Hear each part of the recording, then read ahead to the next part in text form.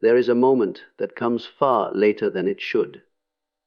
A moment when the noise fades, the attention fades, the distractions fade, and what remains is a quiet realization that something real is gone. Not temporarily, not dramatically, but permanently. When a narcissistic woman is in a relationship with someone who truly loves her, she rarely recognizes the value of that love in the moment. Genuine love is patient. It tolerates flaws. It forgives mistakes. It tries to understand. And because it is so stable, so consistent, it often becomes invisible to someone who is accustomed to chasing admiration rather than appreciating devotion. Psychologically, this is a tragic paradox. The very qualities that make authentic love powerful, its patience, its loyalty, its willingness to endure, are the same qualities that allow a narcissistic personality to take it for granted. She assumes the person will always remain. She believes the door will always be open. She convinces herself that if she ever needs that love again, she can simply return to it. But human beings are not endless wells of emotional endurance. Even the most loyal person eventually reaches a point where self-respect begins to outweigh attachment. When that point arrives, something fundamental changes. The person who once tolerated everything simply stops participating in the dynamic. And this is the moment the narcissistic mind struggles to comprehend. Because in her internal narrative, people leave temporarily. People protest. People become angry. But they do not truly disappear, especially not someone who loved her deeply. Yet, when she looks back and realizes that the messages are no longer answered, the attention is no longer available, and the emotional safety she once relied on has quietly withdrawn, a disturbing truth begins to surface. That love was not ordinary, it was rare, and more importantly, it was not replaceable. What she dismissed as predictable loyalty was, in reality, a form of devotion that most people spend their lives searching for. And by the time she understands its value, the one person who offered it has already learned the most important lesson of all. Real love should never require someone to lose themselves in order to give it. Now, once that realization begins to surface, another psychological force immediately rises to meet it, the ego. And in the narcissistic personality, the ego is not merely a sense of self, it is a defensive structure built to protect a fragile inner identity from painful truths. To admit that she has lost someone who truly loved her would require more than simple regret. It would demand a level of self-reflection that challenges the very narrative she has constructed about herself. Because if that person left not out of weakness, but out of clarity, then the question inevitably appears: what role did I play in creating that loss?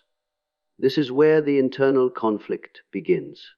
Deep down, there may be fleeting moments of awareness, small flashes where the mind briefly acknowledges that the criticism, the manipulation, the emotional distance, or the constant need for validation pushed someone away who was genuinely trying to stay.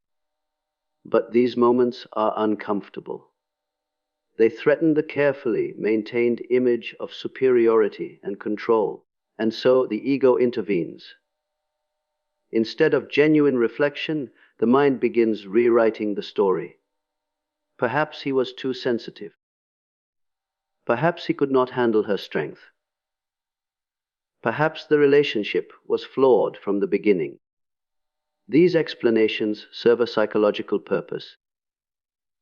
They allow her to escape the responsibility that would come with honest introspection. Carl Jung once suggested that the greatest burden a human being can carry is the refusal to confront their own shadow. The shadow contains the traits we would rather not acknowledge. The selfishness, the insecurity, the fear of vulnerability. For someone with strong narcissistic tendencies, confronting that shadow feels almost unbearable. So the mind deflects. It rationalizes. It blames. It protects the ego at all costs.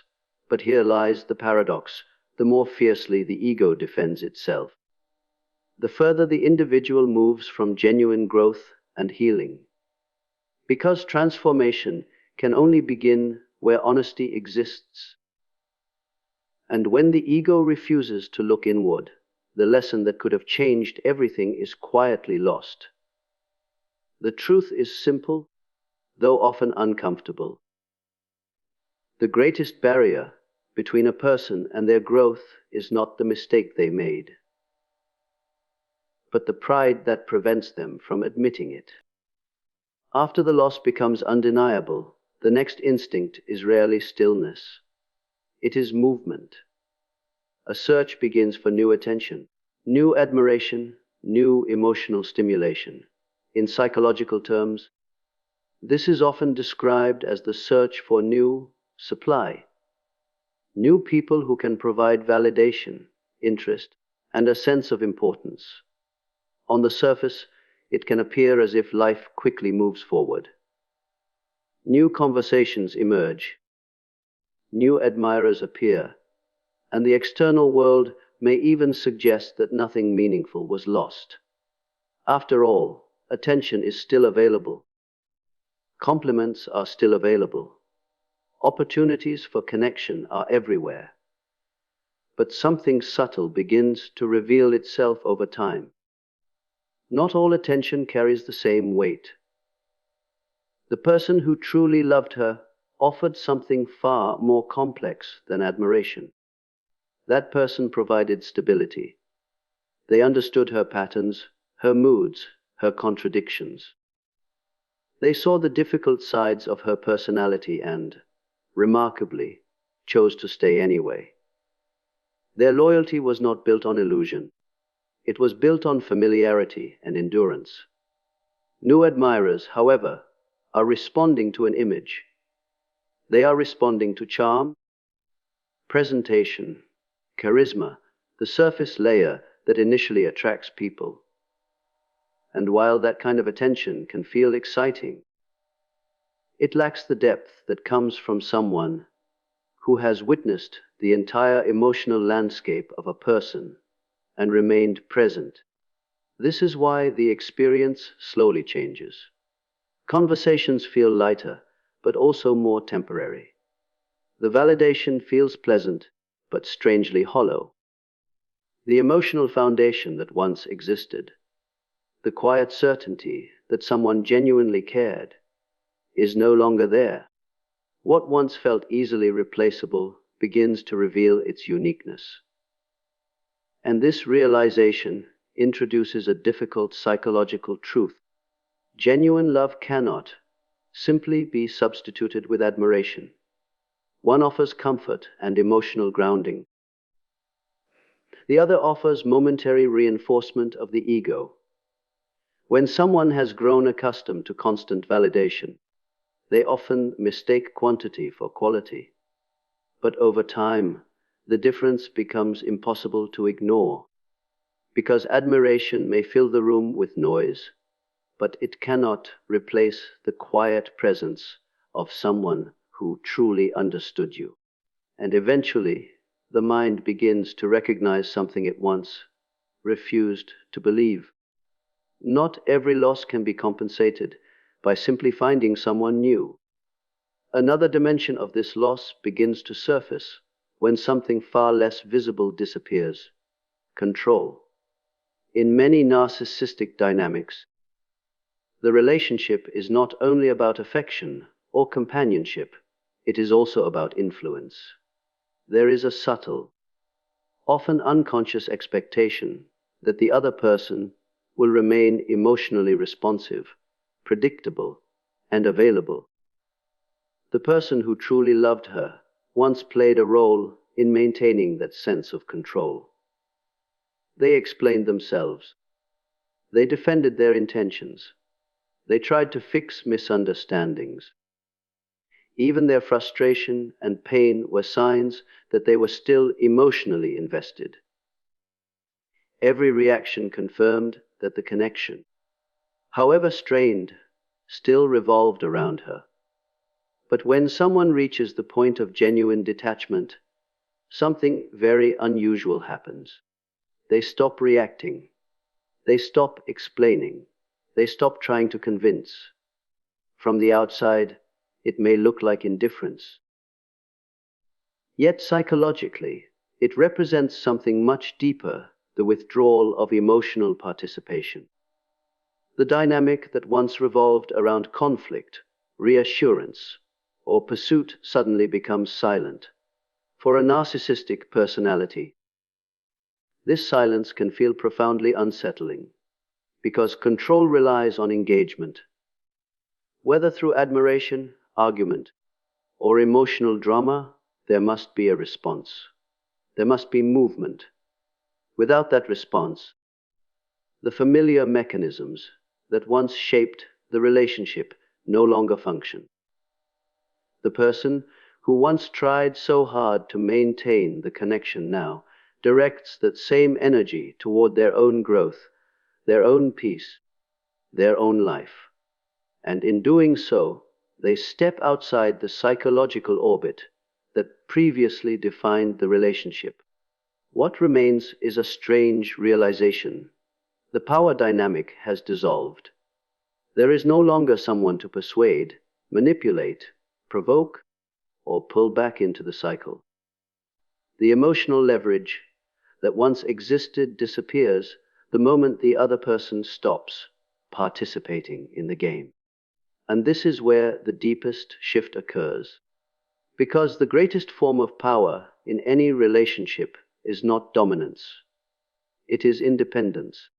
When someone truly understands that they no longer need the approval, attention, or presence of the other person, the entire structure of control collapses. And the lesson that emerges is both simple and profound. The moment you stop chasing someone's validation is the moment their power over you quietly ends. As time moves forward and the usual distractions lose their intensity, something quieter begins to take shape. Human memory has a peculiar quality.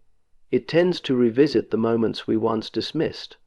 What was once ignored slowly returns, but now it carries a different emotional weight. In the beginning, the loss may have been interpreted as temporary or insignificant. The mind might have assumed that life would simply move on, that new experiences and new people would easily replace what had been left behind. But memory has a way of reorganizing the past with greater clarity.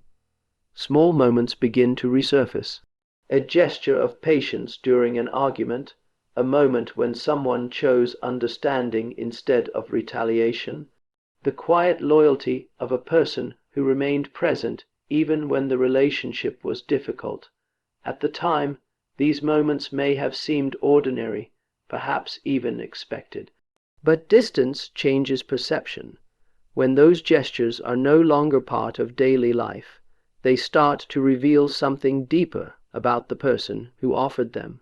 And this is where regret begins to transform into something more persistent. Because regret is not simply about losing a person.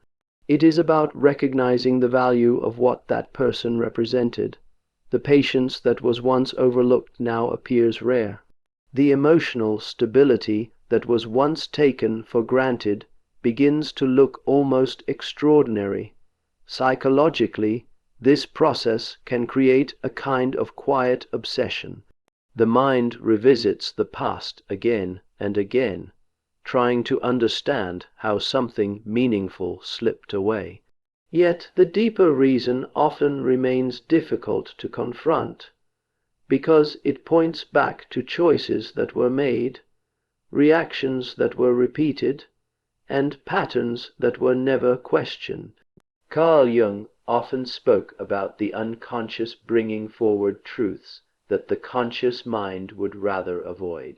In this case, memory becomes the messenger.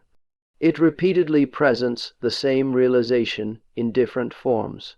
The kindness was real, the loyalty was real, and the opportunity to protect it was once within reach. But time has its own rules. Reflection may arrive, awareness may grow, yet the moment where those insights could have changed the outcome has already passed. And that is perhaps the most sobering realization of all. The things we fail to appreciate in the present often become the very things we cannot stop thinking about once they are gone. Eventually, all of these realizations begin to converge into a single, unavoidable truth. At first, the loss may have seemed like the end of a relationship, nothing more. People separate every day. Lives move in different directions. On the surface, it appears to be a common human experience. But as time passes and reflection deepens, the understanding becomes more precise. What was lost was not merely companionship. It was not just the presence of another person. What was lost was someone who possessed the rare capacity to love consistently, even in circumstances where many others would have withdrawn. This distinction matters more than most people realize. In many relationships, affection is conditional. It survives only while things remain easy, pleasant, and rewarding. The moment conflict appears or emotional complexity arises, the connection weakens.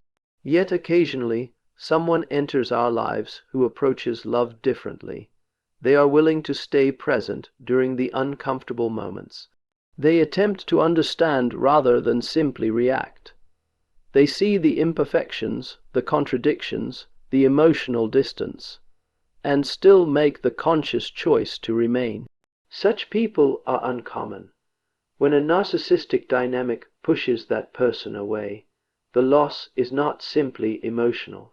It is existential in a psychological sense, because the relationship represented a rare opportunity for something transformative, the possibility of being accepted while also being challenged to grow.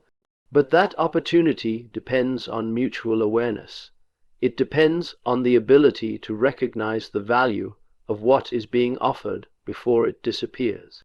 Once the person who loved deeply finally chooses to walk away and build a life where their energy is valued rather than depleted, the door quietly closes. Not necessarily with anger, and often not even with resentment. Instead, it closes with clarity, and clarity has a certain finality to it. Because someone who has learned the cost of giving their heart to the wrong place rarely repeats the same mistake twice. This is why the realization becomes so difficult to escape. It is no longer about what could be repaired or rekindled. It is about recognizing that a rare form of loyalty once existed, and that it was lost through patterns that were never questioned. And the lesson hidden inside that realization is one that applies to everyone listening. The rarest people in our lives are not the ones who impress us in moments of success, but the ones who quietly remain when we are hardest to love.